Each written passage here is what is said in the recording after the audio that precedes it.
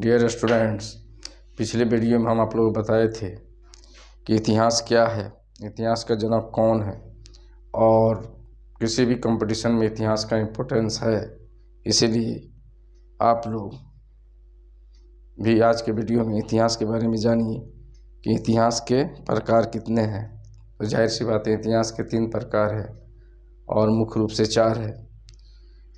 तो भारत के संबंधित अगर इतिहास हम पढ़ेंगे जानेंगे तो एंशिएंट हिस्ट्री, मिडाइवल हिस्ट्री और मॉडर्न हिस्ट्री। और चौथा जो इतिहास है वर्ल्ड हिस्ट्री, जो विश्व के अनेक देशों से संबंधित घटनाओं को जानने का हम प्रयास करेंगे। जो आपको पीटी में कोई खास रोल उसका नहीं है, लेकिन 3 जो है एंशिएंट, मिडाइवल और मॉडर्न, जिसमें सर्वाधिक जो इम्पोर्टेंट है वो मॉडर्न हिस्ट्री है और एंशिएंट और मिडाइवल का भी भूमिका अहम है। तो सबसे पहले हम जानेंगे कि इतिहास के प्रकार कितने हैं। तो आप लोग जानिए कि इतिहास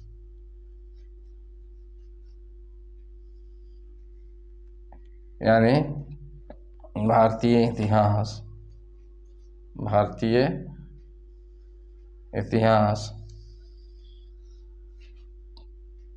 का मुख्य रूप 3 प्रकार है।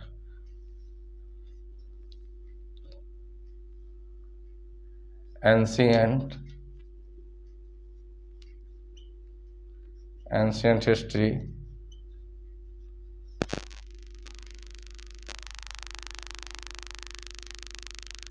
Medieval history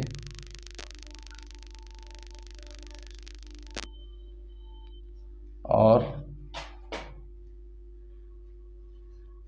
modern history. तो जाहिर सी बात है, और एक जो मुख्य रूप से जो एक है जो है वर्ल्ड हिस्ट्री। ओके, यानी भारत के संबंध में जो हम लोग पढ़ना है वो एंशिएंट हिस्ट्री है, मिडाइवल हिस्ट्री है, मॉडर्न हिस्ट्री है और एक अन्य देशों के साथ, यानी भारत का जो संबंध है जो विदेशों से है, तो अन्य देशों से संबंधित घटनाओं का भी हम लोग अध्ययन करेंगे। तो उस विषय वस्तु को हम लोग विश्व के इतिहास में जानने की कोशिश करेंगे और विश्व के इतिहास के बारे में अध्ययन करेंगे। तो भारत के संबंध में मुख्य रूप से 3 इतिहास है। एक है एंशिएंट, जो सबसे प्राचीन इतिहास के बारे में आपको जानकारी प्राप्त करना है, और दूसरा है मध्यकालीन, यानी दोनों के बीच में जो अध्ययन कराएगा वह इतिहास है मध्यकालीन, यानी दिल्ली सल्तनत, यानी भारत में मोहम्मद बिन कासिम के आगमन से लेकर और 1707 यानी परवर्ती मुगल काल तक आपको मिडाइवल हिस्ट्री का अध्ययन करना। और उसके बाद जो है 1757 के प्लासी युग से लेकर 1857 के सिपाही विद्रोह और 1857 के सिपाही विद्रोह से लेकर 1947 के भारत जो हमारा आज़ाद हुआ, यानी भारत जब हमारा स्वतंत्र हुआ, इस यहाँ तक के हिस्ट्री को हमको मॉडर्न हिस्ट्री में स्टडी करना है। और प्रत्येक घटनाओं को और प्रत्येक विषय वस्तु को हम आसान शब्दों में आपके सामने रखेंगे और समझाएंगे और समझाने का प्रयास करेंगे। आप लोग वीडियो को लाइक कीजिए, सब्सक्राइब कीजिए और कमेंट कीजिए। ओके, जाहिर सी बात है। तो प्राचीन इतिहास, कल हम बताए थे कि प्राचीन इतिहास के बारे में, तो आप लोग जानिए कि प्राचीन इतिहास या मिडाइवल इतिहास यानी मध्यकालीन इतिहास या आधुनिक इतिहास, या तीनों के डिफाइन किए थे। तो उस विषय वस्तु को भली भांति आप लोग समझ गए होंगे। और आज हम जानने का यह कोशिश करेंगे कि प्राचीन इतिहास जो है, तो प्राचीन इतिहास का स्तंभ क्या है, यानी किसी भी देश के प्राचीन इतिहास को जानने का मुख्य स्रोत क्या है। खासकर भारतीय इतिहास को जानने का मुख्य स्रोत 4 है। तो प्राचीन भारत के इतिहास के विषय में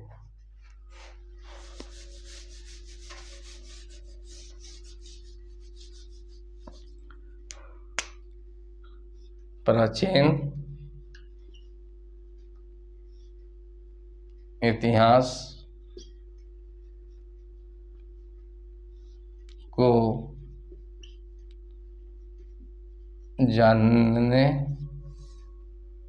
का मुख्य जो है, जानने का मुख्य स्रोत 4 है। पहला जो है वह है धर्म ग्रंथ। दूसरा आप लोग जानिए, दूसरा है, पहला आपका हो गया धर्म ग्रंथ, दूसरा हो गया ऐतिहासिक एवं समसामयिक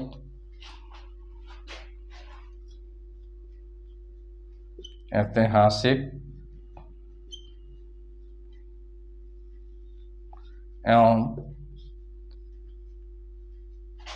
समसामयिक ग्रंथ। तीसरा जो है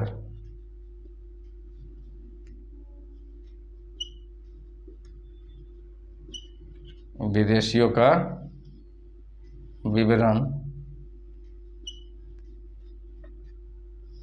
और चौथा जो है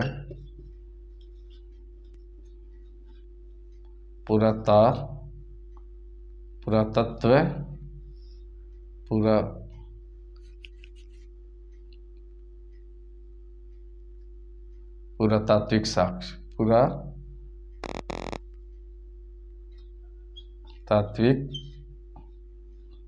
यानी पुरातात्विक साक्ष्य।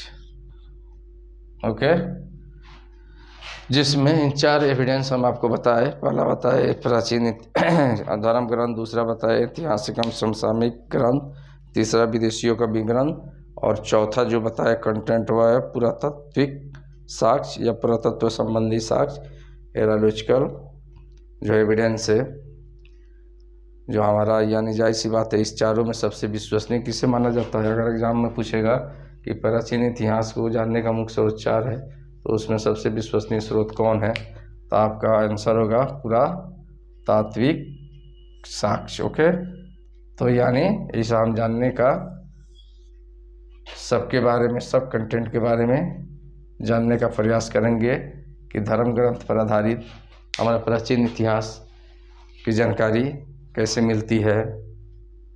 उसके बाद ऐतिहासिक एवं समसामयिक घटनाओं जो है, ऐतिहासिक एवं समसामयिक घटनाएं जो है यानी डे पर डे जो खुदाई हो रही है और खुदाई के आधार पर जो हमारे इतिहास की जानकारी मिल रही है, तो उसको हमारे प्राचीन इतिहास के बारे में कैसे जानकारी मिलती है, और विदेशियों का विवरण से हमारे इतिहास के बारे में कैसे जानकारी मिलती है।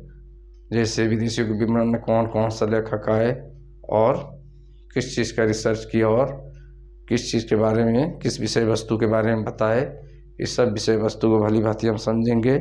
और जो सबसे लेटेस्ट है पुरातात्विक साक्ष्य, यानी अभी भी जो हमारा कहीं कहीं भारत के प्रत्येक स्थलों पर या जो सर्वाधिक प्रमाणिक स्थल है जहाँ पर हमको लगता है कि यहाँ खुदाई करने से हमको कोई हिस्टोरिकल एविडेंस मिलेगा, उसके आधार पर हमें इतिहास की जानकारी मिलेगी, तो जाहिर सी बात है उसे पुरातात्विक साक्ष्य के अंतर्गत हम रखेंगे और सबसे विश्वसनीय इसी को ही माना जाता है। ओके, इस चीज़ को भली भांति आप लोग समझ गए होंगे। तो चलिए देखते हैं कि धर्म ग्रंथ जो है, तो आप लोग सबसे पहले जानिए धर्म ग्रंथ क्या। जानिए सबसे पहले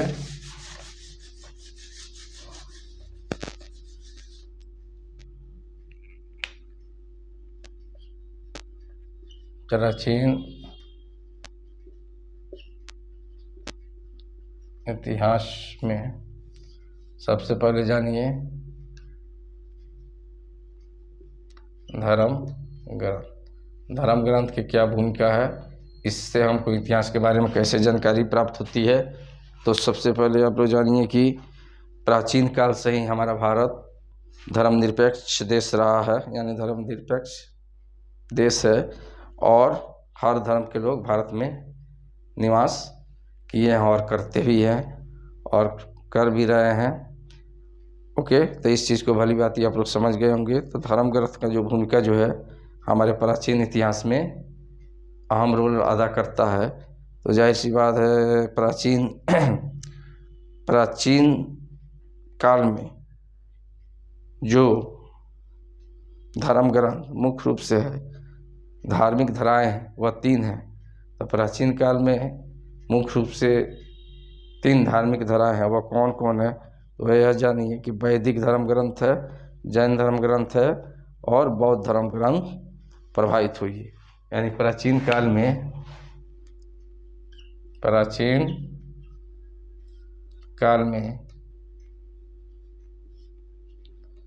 3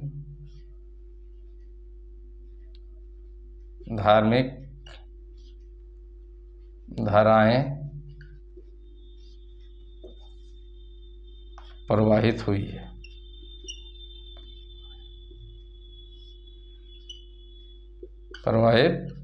है और इससे हमको एंशिएंट हिस्ट्री के यानी प्राचीन काल के इतिहास के बारे में जानकारी मिलती है। तो कौन सबसे पहले है? पहले है वैदिक साहित्य,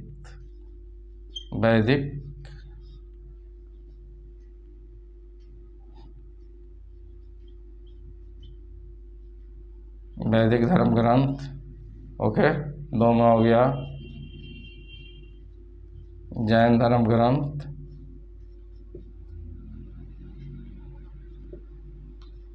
और 3 में हो गया आपको बौद्ध धर्म ग्रंथ। ये 3 जो ग्रंथ है, इस ग्रंथों से हमको ये सबसे ज़्यादा जो है प्रभावित हुई है प्राचीन काल में, और इससे हमको भारतीय इतिहास के बारे में जानकारी, प्राचीन काल के भारतीय इतिहास के बारे में हमको जानकारी मिलती है। तो इस चीज़ को भली भांति आप लोग यहाँ तक समझ गए होंगे। तब वैदिक धर्म ग्रंथ को दूसरे शब्दों में ब्राह्मण धर्म ग्रंथ के नाम से भी जाना जाता है। यानी कहने का अर्थ है कि वैदिक धर्म ग्रंथ को दूसरे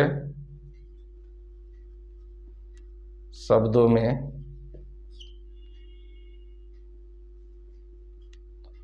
ब्राह्मण धर्म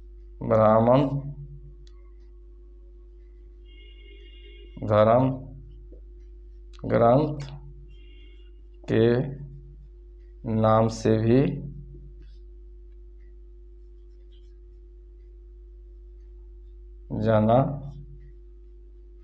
जाना जाता है।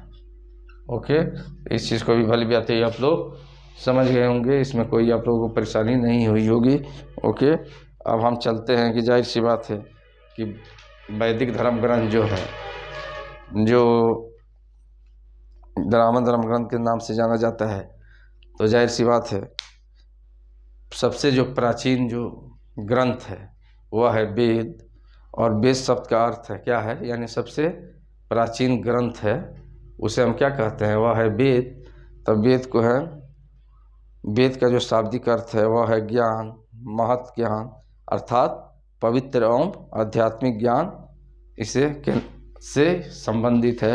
वेद में किस विषय वस्तु को रखते हैं? वेद का शाब्दिक अर्थ क्या है? तो वेद के शाब्दिक अर्थ है ज्ञान, महत्व ज्ञान और अर्थात पवित्र एवं आध्यात्मिक ज्ञान से संबंधित है। और वेदों से ही यानी सर्वप्रथम वेदों से ही हमको भारत में पहली बार आर्यों के बारे में जानकारी मिलती है कि आर्य लोग भारत में कैसे आए एक कबीले के रूप में, और कैसे अपने वैदिक सभ्यता का वे लोग डेवलप किए, यानी वैदिक सभ्यता।